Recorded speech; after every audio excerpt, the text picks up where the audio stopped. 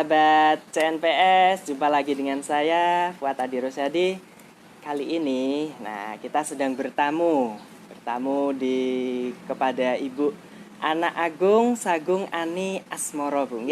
Nah, teman-teman sahabat CNPS, kalau ada yang belum tahu nih, Ibu Ani Asmoro ini adalah, kalau boleh dibilang, ibunya anak-anak di Bali gitu, Bu ya. Nah, sebagai komisaris KPPAD, Komisi Pengawasan dan Perlindungan Anak. Oh, masih agak nervous ini dekat-dekat Ibu Ade ini ya. Jadi komisaris KPPAD ya. Komisi Penyelenggara Perlindungan Anak Daerah Provinsi Bali. Oke, posisinya Ibu Ani sebagai ketuanya ya. Oh, ketua Komisi Penyelenggara Perlindungan Anak Daerah Provinsi Bali. Nah, teman-teman sekalian, tadi berikan waktu kesempatan bisa silaturahmi, bisa ketemu Ibu. Terima kasih sebelumnya, nggih. Dan kalau boleh saya mengucapkan untuk teman-teman anak-anak seluruh Indonesia juga, telat sih sebenarnya, Bu ya. Jadi tanggal 23 kemarin merupakan Hari Anak Nasional, Bu nggih. Selamat Hari Anak Nasional. Semoga anak-anak Indonesia selalu bahagia. Terima kasih. Nah, Ibu Ani, kalau boleh ngobrol-ngobrol nih, Bu. Iya. Tentang pertama tentang Komisi Perlindungan Anak ini, Bu nggih. Nah, boleh diceritakan nggak sih, Bu? Backgroundnya, sejarahnya, ngapain sih dibentuk Komisi Perlindungan Anak ini dan untuk apa, kayak gitu, Bu, kalau boleh tahu. Terima kasih, Dek Fuad. Masih anak-anak, Bu, saya, Bu. Terima kasih. Mungkin saya perlu sampaikan backgroundnya, berdirinya KPPAD. Jadi kurang lebih tahun 2007 di Bali itu sudah ada namanya Komisi Perlindungan Anak Daerah Indonesia, Komisi Perlindungan Anak Indonesia Daerah Bali, namanya KPAID. KPAID. Ya, dulu tahun 2007, kalau salah itu tahun 2007 ya. Kemudian itu sampai 2010, 3 tahun. Tapi dasar hukumnya tidak kuat. Kemudian di 2010 KPAID itu sudah tidak ada lagi karena dasar hukumnya tidak ada. Nah, kemudian di tahun 2014 jadi ada yang namanya KPPAD Provinsi Bali ini lahir. Itu dasar hukumnya adalah Perda Perlindungan Anak. Kemudian dari Perda menjadi terbentuk Pergub. Dari Pergub lahirlah KPPAD Provinsi Bali. Dasar hukumnya kuat, ada undang-undang, Perda dan Pergub. Jadi untuk dibubarkan tidak bisa. Mungkin kalau di daerah lain yang tidak ada perdanya, ya bisa dibubarkan atau ditutup ya, berhenti masa tugasnya.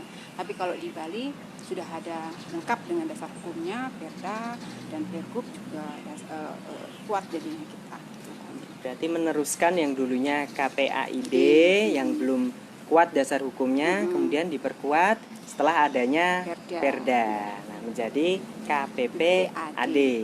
Nah, kalau boleh tahu nih, Bu, di berita-berita itu kan sering muncul nih semacam ini juga, ada yang namanya Komnas Perlindungan Anak Indonesia atau Komnas PAI, ada KPAI. Nah, ini yang di Bali ada yang namanya KPPAD Provinsi Bali. Nah, mungkin supaya gamblang dulu nih, Bu, bisa dijelaskan ke teman-teman, Bu. Apa sih masing-masing itu tadi, Bu? Kalau Komnas Anak dan KPAI itu adanya di pusat, ya, di pusat. Kalau di daerah ya ada yang kalau di Bali namanya KPPAD Provinsi Bali. Khusus di Bali. Di Bali. Kalau di daerah lain, jadi KPPAD yang di provinsi itu di Indonesia cuma ada 5. Salah satunya di Bali dan Aceh, dan juga Kepri ya. Itu ada 5. Tapi kabupaten kotanya banyak. Nah, ada yang dibentuk dari kabupaten dulu, ada yang dibentuk dari provinsi dulu. Kalau di Bali, kenapa dibentuk di provinsi? Karena dasar hukumnya sudah ada Perdanya. Dan langsung lahir KPPAD Provinsi Bali. Nah, kalau kenapa di kabupaten kota belum ada? Itu kan tergantung anggaran daerah mampu nggak untuk membiayai KPPAD di daerah seperti itu. Kalau di daerah lain namanya ada yang namanya KPPA.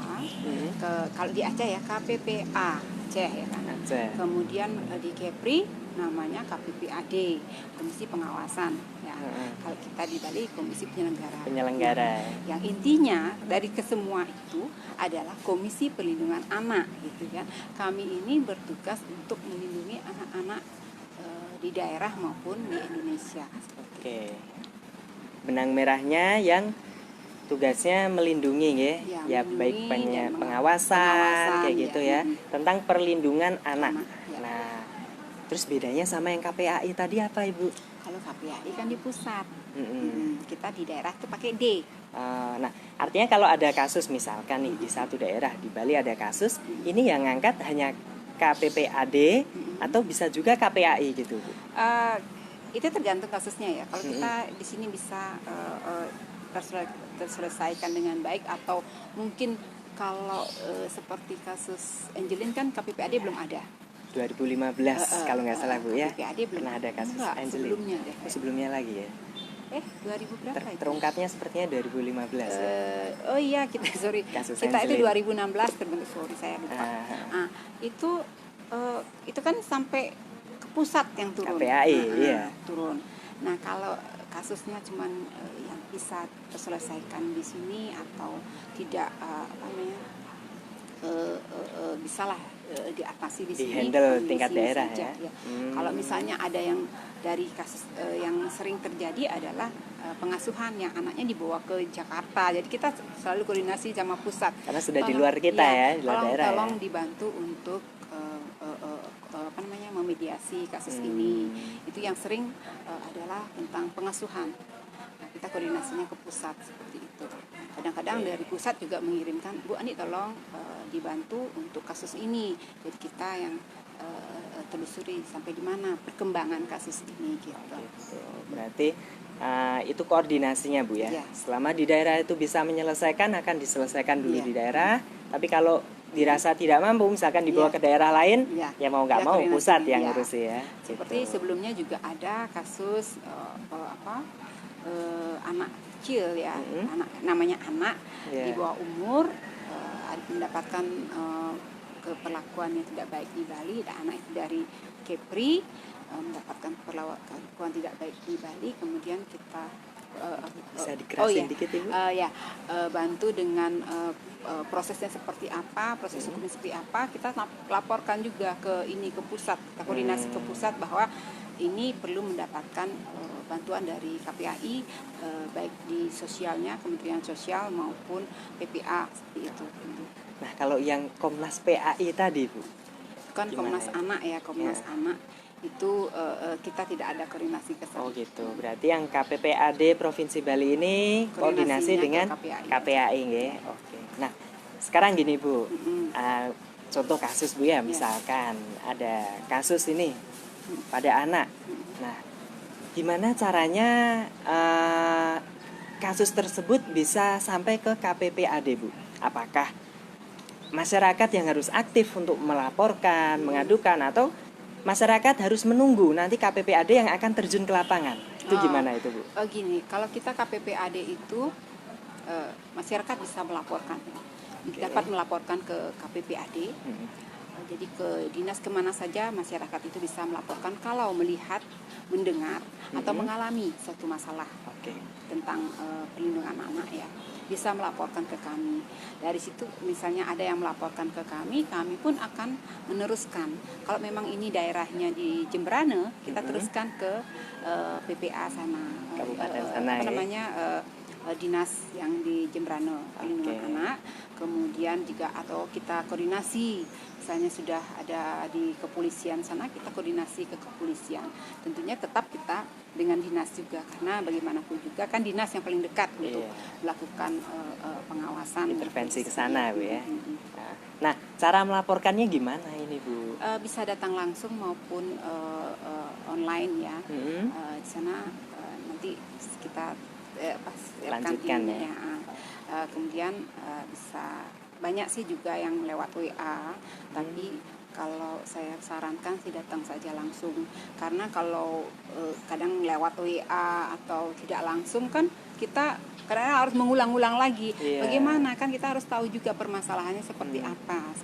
Nah, bagi teman-teman kalau misalkan nih ada mendengar, melihat maupun malah mengalami bisa tidak Bu ya. Nah, kalau ternyata sialnya emang mengalami, bisa langsung melapor ke kantor KPPAD di Provinsi Bali di mana Bu Jalan kalau boleh tahu? Tresna nomor 57 Denpasar. Jalan Agung Tresna nomor 57. Nggak susah kok kalau dicarinya di Renon ya. Nah, kayak gitu. Oke, itu kalau sudah ada kasus Bu ya. Andai kata terbatas jarak bisa juga melalui online. Apalagi sekarang kan kondisinya lagi pandemi kayak gini Bu ya. Semuanya serba online kayaknya ini. Iya. Pengaduan pun juga bisa online Bu ya. Nanti kita kasih ininya alamatnya ya. Oke, nanti teman-teman yang pengen ngepoin gimana cara yang online bisa dilihat di channel YouTube CNPS ya. Nanti dicantumkan di sana untuk bagi yang pengen pengaduan secara online.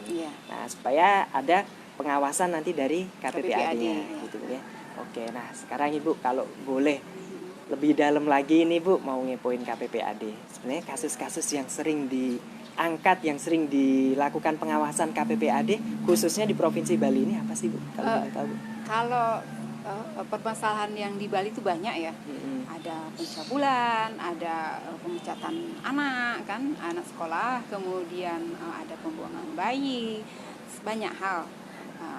Tapi ada juga pernikahan di usia anak. Pernikahan dini. Iya, pernikahan dini. Jadi nyanyi ini. Itu. Jadi mungkin terinspirasi dari film itu. Itu. Jadi banyak sekali yang terjadi ya permasalahan anak di Bali. Masyarakat yang mendengar, mengetahui ataupun mengalami bisa melaporkan ke kami. Kalau ternyata terlalu jauh tempatnya di Denpasar, masyarakat bisa menyampaikan ke dinas ataupun kepolisian setempat, dinas perlindungan anak maupun dinas sosial dan juga kepolisian setempat. Jadi di situ juga ada yang namanya P2TP2A bisa dilaporkan di sana. Kalau di P2TP2A kabupaten kota itu mereka yang akan mendampingi korban maupun pelaku yang anak. Nah, kalau saya nih kan usia misalkan 23 tahun, terus menikah itu masuk pernikahan dini enggak itu, Bu? Yang diajak menikah? Yang diajak menikah misalkan 22 tahun gitu. Bukan, itu bukan sudah lewat ya. Nah, jadi untuk anak itu adalah usia 18 tahun ke bawah. 18 tahun ke bawah. Tapi sekarang kan usia pernikahan itu sudah di undang-undang sudah bukan 16 tahun lagi tapi 19 tahun. Jadi untuk laki perempuan usia pernikahannya adalah 19 tahun. 19 tahun ya.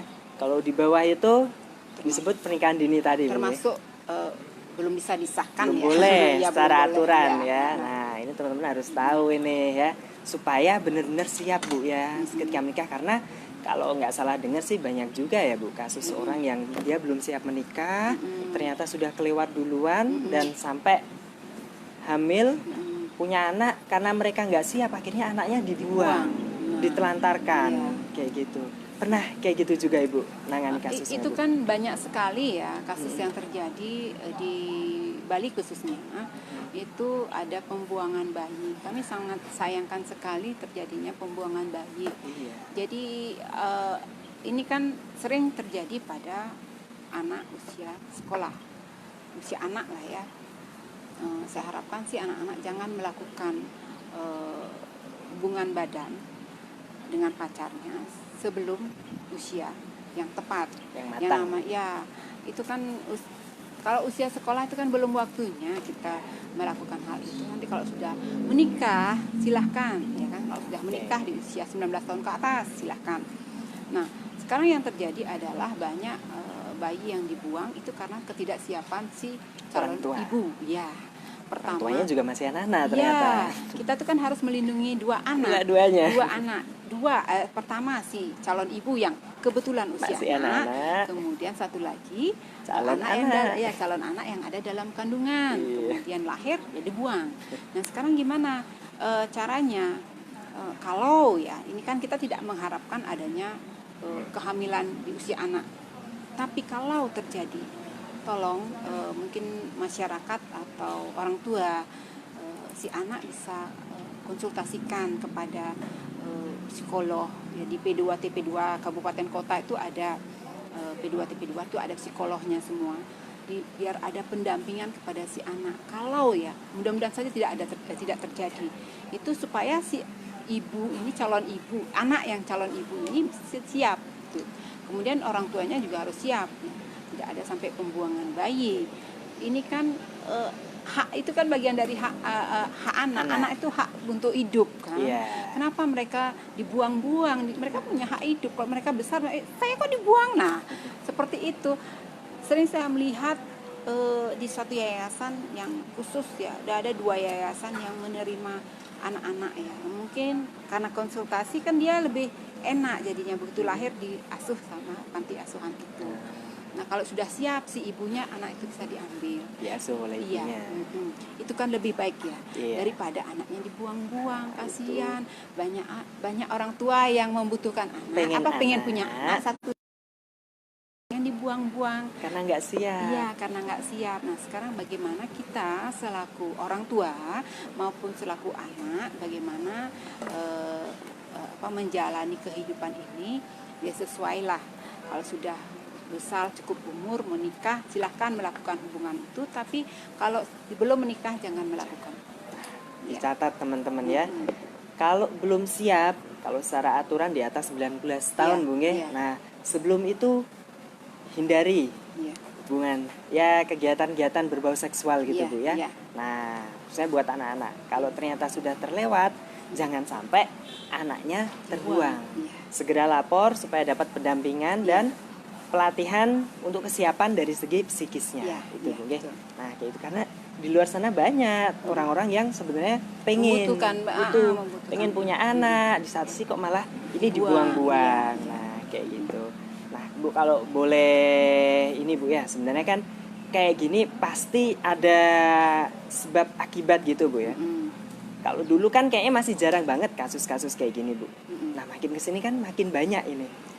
Anak-anak usia muda udah pada hamil kayak gitu kan. Nah, ada nggak sih ini kaitannya Bu dengan kemajuan teknologi saat ini Bu? Pasti ada. Ya. 90% saya rasa ada. Pasti, ya kan? Sekarang anak-anak usia malah dari bayi mereka sudah dikasihkan HP biar anaknya diem. Biar dia nangis. Anaknya diem, ibunya asik main HP kan. Jadi sama-sama main HP dan diam kan. Seperti itu. Tapi umur yang ideal untuk anak membawa HP adalah umur 13 tahun. Jadi SMP ya. Sekarang kan semua pelajaran itu sebelum pandemi ini kan sudah lewat HP kan. Kemudian ada beberapa sekolah juga kalau memang waktunya belajar HP dikumpulkan. HP dikumpulkan, kemudian sudah istirahat boleh diambil. Itu gitu, beberapa sekolah melakukan itu. Nah, kalau zaman saya HP itu masih disembunyiin Bu. Kalau ketahuan dirampas. SD tidak boleh bawa HP ke sekolah, dia akan disidak. Nah, itu kan disidak. Tidak boleh bawa HP ke sekolah. Kalau ditemukan orang tuanya yang diingatkan. Karena belum saatnya Bu ya. Belum saatnya. Kalau mau bawa HP ke sekolah, bawalah yang harga 300-200 ribu yang bisa, halo mama jemput. Nah, kan sesuai seperti kebutuhan. Itu. Ya, atau anak-anak itu bisa sebelum dijemput bisa menunggu di dalam sekolah, di dalam halaman sekolah. Jadi orang tuanya datang baru dia pulang. Nah, atau orang tuanya misalnya terlambat menjemput akan nelpon sekolah, bahwa si anak ini dijemput terlambat dijemput. Karena di satu sisi kalau nggak demikian bahaya juga, banyak kasus pencurian anak. Ya, penculikan ya. Ya teknologi tadi Bu. Juga manfaat yang bisa didapatkan dari teknologi ini Bu ya. Misalnya informasi jadi lebih cepat mereka dapatkan gitu. Tapi di satu sisi ternyata kebablasan kayak gitu. Akhirnya jadi ngelihat konten yang enggak terinspirasi. Dari situ kemudian melakukan colongan jadinya. Gitu. Nah, kalau saya sih mengharapkan adik-adik semuanya pintar-pintarlah untuk melihat. Memang di konten itu sudah ada aturan harus 17 tahun ke atas, harus 18 tahun ke atas, ya ikuti ya. Karena itu untuk kebaikan kita semua juga ya. Iya. Kebaikan untuk anak-anak yang melihat konten. Dan di satu sisi kadang anak nggak bisa disalahkan juga Ibu, benar nggak ya Bu? Iya. Kalau semua itu kembali ke orang tua. Nah ini maksudnya Ya, Ibu, ya. kembali ke orang tua. Sekarang bagaimana pengawasan orang tua? Anaknya sudah dikasih HP dari kecil, supaya diam atau supaya seperti apa? Nah itu. Kalau yang idealnya tadi kan saya bilang SMP ya bisa bawa HP. Sekarang walaupun mereka bawa HP, kita harus bisa ngontrol. Kan sekarang orang tua tuh canggih-canggih apa anak yang lebih canggih ya? Sekarang bagaimana kita mengontrol apa saja sih yang dilihat anak-anak saya, atau konten ini tidak boleh, kan bisa tuh diatur lewat HP-nya. Iya. Yang ini nggak boleh dilihat, ini nggak boleh dilihat, kan seperti itu. Sekarang orang tua lah pandai-pandai mengontrol si anak saat membawa gadgetnya. Gitu. Jadi yang harus melek teknologi itu nggak cuma anak, orang tuanya tua pun juga harus. Iya. Karena ya anak pengawasannya kalau di rumah pasti sama orang tuanya. Kalau di gitu. sekolah sama gurunya. Sama gurunya. Jangan sampai gitu. gurunya yang diserahkan pengawasan Nah, selama 24 itu. jam kan. Di sekolah itu cuma berapa jam sih, sisanya itu adalah orang tua. Orang tua. Kalau dalam sekolah guru punya yang mengawasi anak-anak gitu. Bahkan ada banyak mungkin pepatah mengatakan sekolah pertama bagi anak itu ya keluarga rumah, itu di rumah gitu. Nah makanya ini penting bagi orang tua ini atau mungkin calon-calon orang tua ini nanti supaya lebih menyiapkan diri dalam hal pendidikan anaknya dan juga pengawasannya kayak gitu ya, supaya jadi ya aman untuk anaknya, aman untuk orang-orang di sekitar, orang tuanya juga kayak gitu. Nah itu kemudian Ibu terkait teknologi tentu sudah pasti ada positif negatifnya Bu ya. Positifnya diambil, negatifnya kalau bisa dihindari gitu ya. Nah kemudian maju lagi nih Bu, kondisi saat ini sedang pandemi COVID ini. Nah di mana malah kalau nggak salah semua pendidikan, hampir semua pendidikan masih di rumah ya. Walaupun beberapa ada yang mungkin sudah masuk dengan protokol kesehatan, yang masih di rumah ini mau nggak mau harus mereka menggunakan teknologi lagi tadi Bu. Nah kalau menurut Bu Ani gimana ini Bu? Kalau menurut saya teknologi itu bagus. Ya, dengan sistem sekarang itu bagus. Cuman bagaimana sekarang pintar-pintarnya si guru ya. Guru ini melek teknologi enggak? Kan banyak juga yang guru-guru yang belum begitu paham teknologi. Iya. Yang saya tahu di satu sekolah itu dia melek teknologi. Jadi guru-gurunya dituntut untuk paham teknologi. Jadi bukan hanya pelajari ini di Google Classroom. Tanpa ada penjelasan, si anak kan kadang-kadang gimana nih caranya, sementara kita selaku orang tua ada yang harus bekerja, kemudian tidak bisa selamanya mendampingi anak. Nah sekarang bagaimana dalam sekolah dari rumah ini, tentu kita ada komunikasi dengan guru. Kalau nggak paham bisa ditanyakan dan guru juga bisa memberikan penjelasan, bisa lewat WA group ataupun video call seperti itu. Itu yang lebih penting. Tapi kalau di daerah lain yang terpencil, yang susah mendapatkan sinyal, itu ada di beberapa tempat kan guru yang datang ke rumah-rumah, door to door gitu. Iya, rumah-rumah siswanya. Pengabdiannya luar biasa. Benar, saya lihat pengabdiannya luar biasa. Ada yang langsung bawain masker gitu kan. Di Bali pun kan tidak semua bisa terjangkau lewat internet ya. Iya. Ada anak-anak yang mungkin tidak punya kuota, dia bisa menggunakan balai desa atau di sana mereka belajar bisa. Iya, sekarang saat ini balai desa menyediakan wifi untuk sarana belajar anak luar biasa turut itu kan sertanya sangat membantu ini. ya. Karena tiap hari harus video call, harus meeting online, itu kan lumayan juga paketnya. Iya, benar paketnya luar biasa. Nah, sekarang kan tidak semua orang tua mampu. Benar Ibu. Sekarang bagaimana kembali kepada pemerintah? Kalau dari KPAI kan mengharapkan dana desa bisa dipakai untuk membantu kota menyediakan internetnya internet di desa. Oh gitu ya. Ya, jadi semua pihak juga harus terlibat mungkin. Dari guru pun juga harus melek teknologi. Dari orang tua juga harus mengawasi dan dari anaknya pun juga harus sebenarnya lebih ke dikasih tahu, diberikan edukasi sebelum mana sih dia pegang HP-nya, iya, kan?